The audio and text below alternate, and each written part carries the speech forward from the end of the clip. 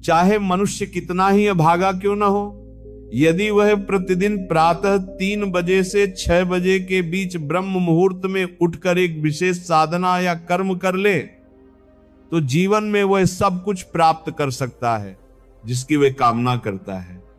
एक समय की बात है, माता पार्वती ने भगवान शिव से प्रश्न किया, हे स्वामी, मैंने देखा है कि चाहे कोई मनुष्य कितना ही दुर्भाग्यशाली क्यों न हो, यदि वह ब्रह्म मुहूर्त में जागने की आदत बना ले तो उसका जीवन धीरे धीरे सुख, शांति और समृद्धि से भर जाता है।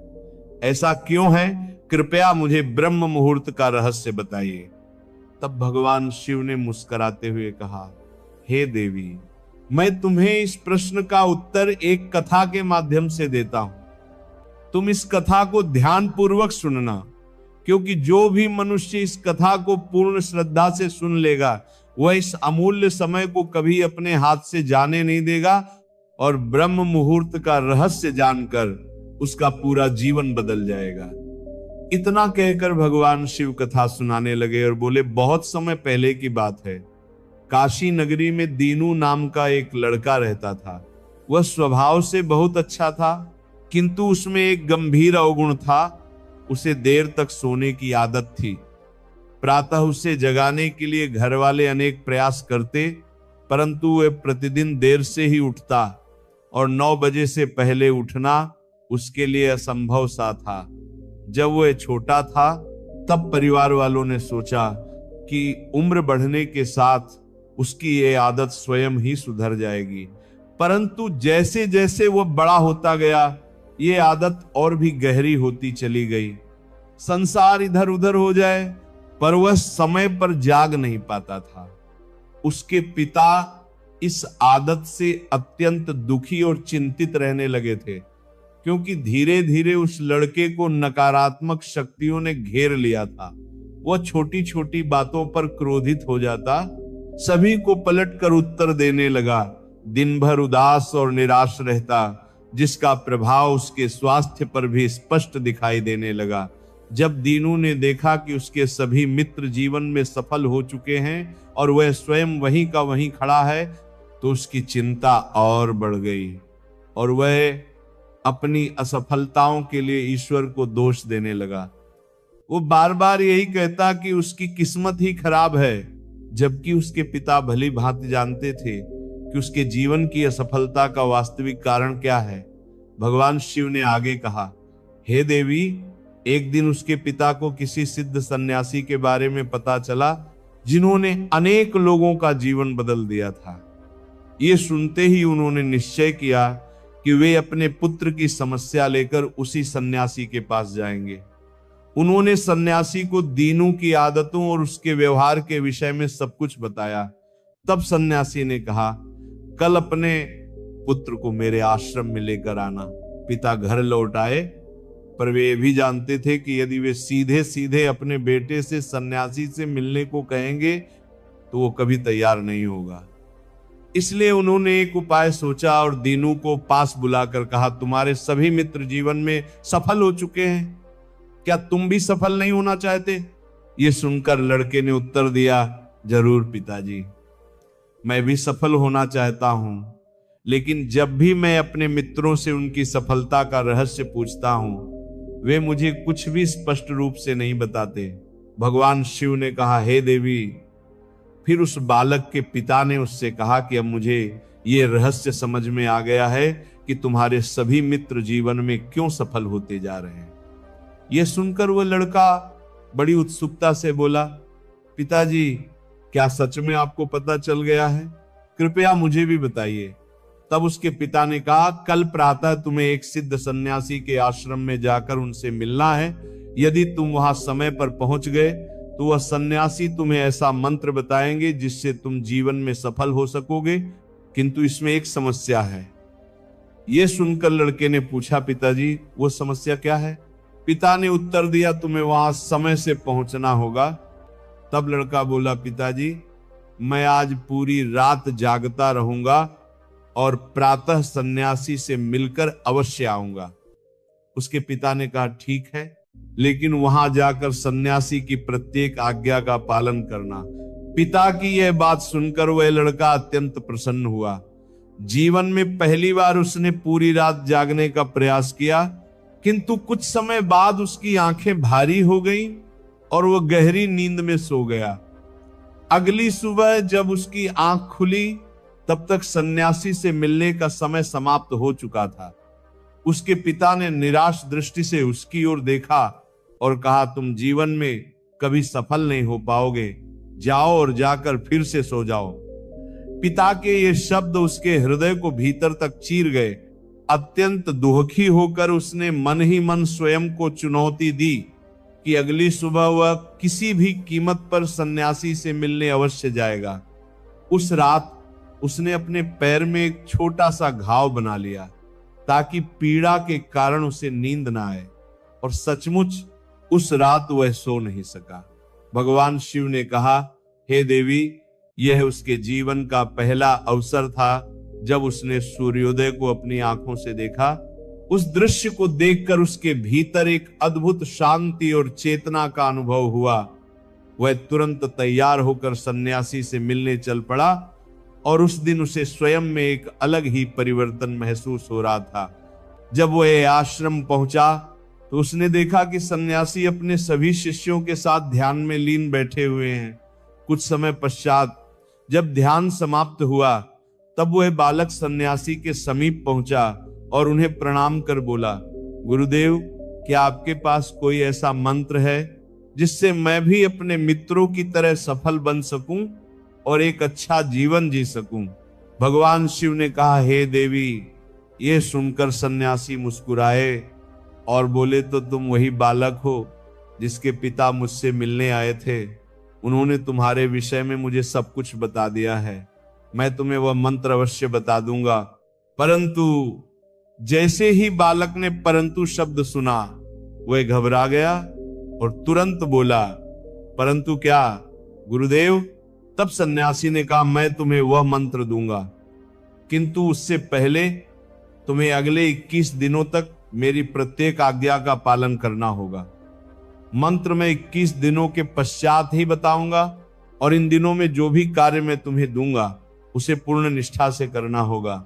यदि तुम्हारा संकल्प बीच में टूट गया या तुम किसी भी दिन असफल हुए तो उस मंत्र का कोई प्रभाव नहीं होगा।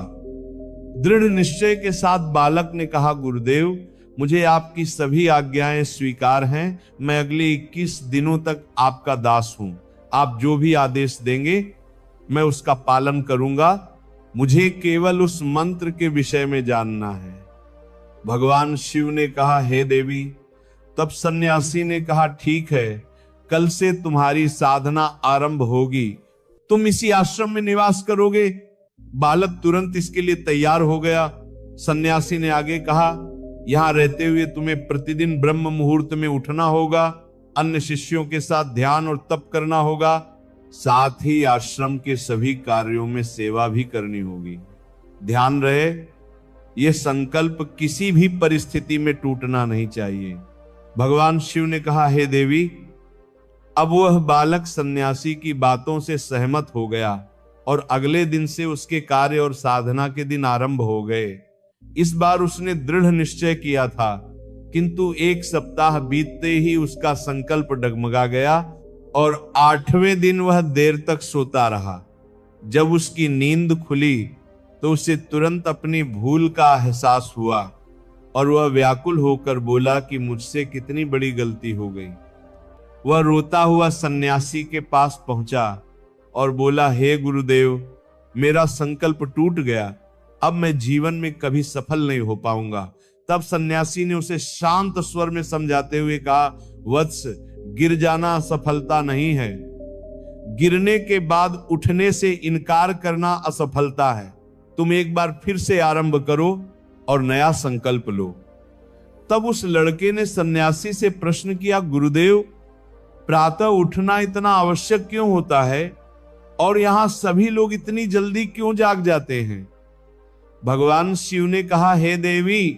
तब सन्यासी ने उसे समझाते हुए कहा कि ब्रह्म मुहूर्त में जागने के पीछे गहरा विज्ञान और रहस्य छिपा है। यह सुनकर लड़के ने निवेदन किया, कृपया मुझे वह विज्ञान समझाने की कृपा करें। तब सन्यासी ने कहा, रात्रि को 4 पहरों में विभाजित किया गया है। पहला पहर रुद्रकाल कहलाता है, जिसका समय सायं 6 बजे से रात्रि 9 बजे तक होता है। दूसरा पहर राक्षस काल होता है, जो रात्रि 9 बजे से 12 बजे तक रहता है।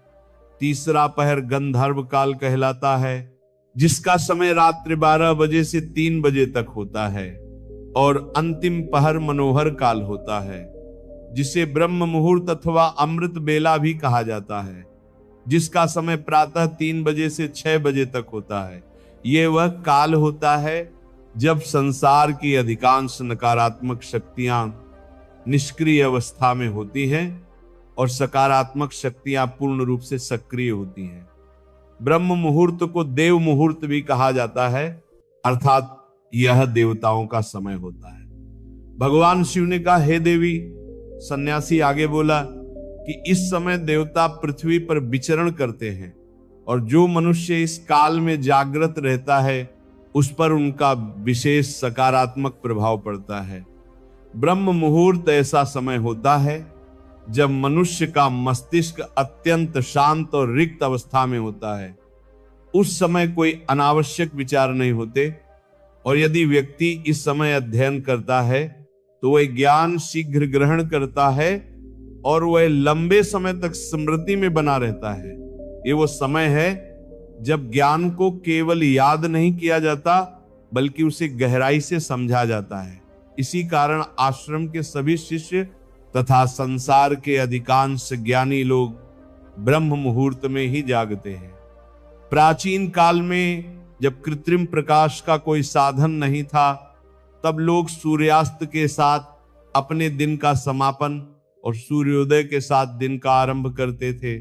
यही वह विधि थी जिससे मानव जीवन प्रकृति के साथ सामंजस्य बनाकर चलता था। भगवान शिव ने कहा, हे देवी। तब उस लड़के ने कहा कि गुरुदेव, मैं कल से अपना संकल्प पुनः आरंभ करूंगा, किंतु कृपया ये बताइए कि ब्रह्म मुहूर्त में उठकर मुझे क्या क्या करना चाहिए। तब सन्यासी ने कहा, ठीक है, मैं तुम्हें बताता हूं कि ब्रह्म मुहूर्त में क्या करना चाहिए और कैसे करना चाहिए। सबसे पहले जागकर धरती माता पर पांव रखने से पूर्व उन्हें प्रणाम करना चाहिए। फिर अपनी दोनों हथेलियों को देखकर ईश्वर को धन्यवाद देना चाहिए कि उन्होंने तुम्हें आज का सूर्योदय देखने का अवसर दिया। इसके पश्चात नित्य कर्म और स्नान करना चाहिए, जिससे केवल शरीर की ही नहीं बल्कि मन की भी शुद्धता होती है। स्नान के बाद ध्यान की प्रक्रिया होती है।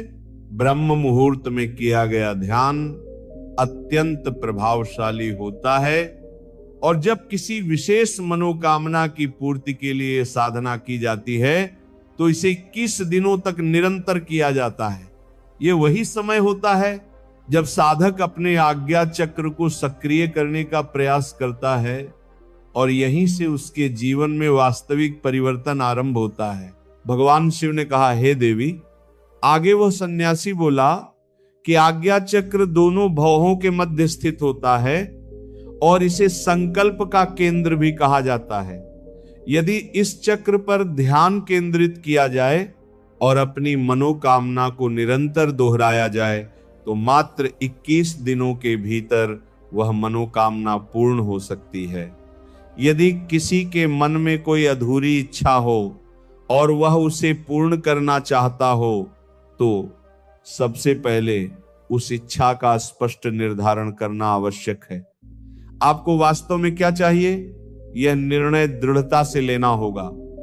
इसके पश्चात ध्यान की विधि आरंभ करनी चाहिए। ब्रह्म मुहूर्त में स्नान के बाद ऐसा स्थान चुनना चाहिए जहां शुद्ध वायु का समुचित प्रवाह हो, क्योंकि ध्यान के समय प्राणवायु का शुद्ध होना अत्यंत आवश्यक होता है। ध्यान की अवस्था में रीढ़ की हड्डी पूर्णतः सीधी होनी चाहिए और गर्दन भी सीधी रखनी चाहिए। सुखासन में बैठकर दोनों हाथों को घुटनों पर रखें, आंखें बंद कर ले, हाथों की मुट्ठियां हल्के से बंद करें और 2 से 3 मिनट तक पूर्ण रूप से शांत होकर स्थिर हो जाएं। जब शरीर स्थिर हो जाए और श्वास प्रश्वास शांत हो जाए, तब अपना संपूर्ण ध्यान आज्ञा चक्र पर केंद्रित करें। इस दौरान लंबी और गहरी सांस लें। सांस को कुछ समय तक रोक कर रखें और उसी क्षण अपनी मनोकामना को मन ही मन दोहराएं। साथ ही अपने इष्ट देव, देवी देवताओं और गुरुजनों का स्मरण करें। भगवान शिव ने कहा, हे देवी। सन्यासी ने आगे बताया कि जब सांस को रोकना कठिन होने लगे, तब धीरे धीरे सांस को बाहर छोड़ दें। नासिका से सांस भरें और मुख से बाहर निकालें। इस प्रक्रिया को प्रतिदिन 3 से 4 बार दोहराना चाहिए। ऐसा नियमित रूप से करने से मनोकामना अवचेतन मन तक पहुंच जाती है और इच्छा पूर्ति का मार्ग शीघ्र खुल जाता है। आज्ञा चक्र के सक्रिय होने पर वह हमारी आज्ञा को पूर्ण करने लगता है। सांस को रोकने की अवस्था में शरीर एक प्रकार की सजग स्थिति में चला जाता है, जिससे व्यर्थ के विचार शांत हो जाते हैं। ब्रह्म मुहूर्त के समय ईश्वर की विशेष कृपा होती है और यदि कोई व्यक्ति इस समय श्रद्धा और विश्वास के साथ अपनी इच्छा का चिंतन करता है तो उसकी मनोकामना शीघ्र पूर्ण होती है। भगवान शिव ने कहा, हे देवी।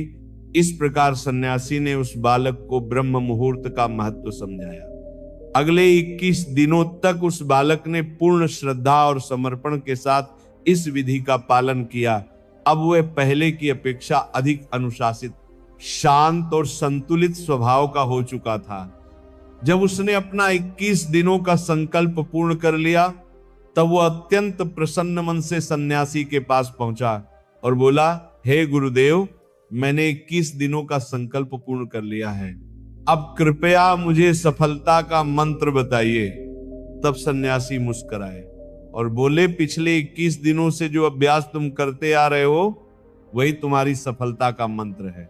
जो व्यक्ति ब्रह्म मुहूर्त में जागकर ध्यान की प्रक्रिया को सही विधि से करता है, वह जीवन में कभी असफल नहीं हो सकता। तुम्हें अब ब्रह्म मुहूर्त का रहस्य ज्ञात हो चुका है। इसे जीवन भर अपनाए रखना। तुम्हें जीवन के लक्ष्य भी प्राप्त होंगे और सफलता भी। उस बालक ने सन्यासी को कृतज्ञता सहित प्रणाम किया और ब्रह्म मुहूर्त के नियमों का जीवन पर्यंत पालन करने का संकल्प लिया। भगवान शिव ने कहा, हे देवी, अब तो तुम्हें भी समझ में आ गया होगा कि ब्रह्म मुहूर्त का वास्तविक महत्व क्या है। तब माता पार्वती ने कहा, हे स्वामी, अब मुझे ब्रह्म मुहूर्त का संपूर्ण ज्ञान प्राप्त हो गया है। इतना कहकर माता पार्वती ने भगवान शिव को प्रणाम किया। वीडियो यदि आपको पसंद आया हो तो कृपया वीडियो को लाइक करें और इसे अपने मित्रों के साथ साझा करें। धन्यवाद।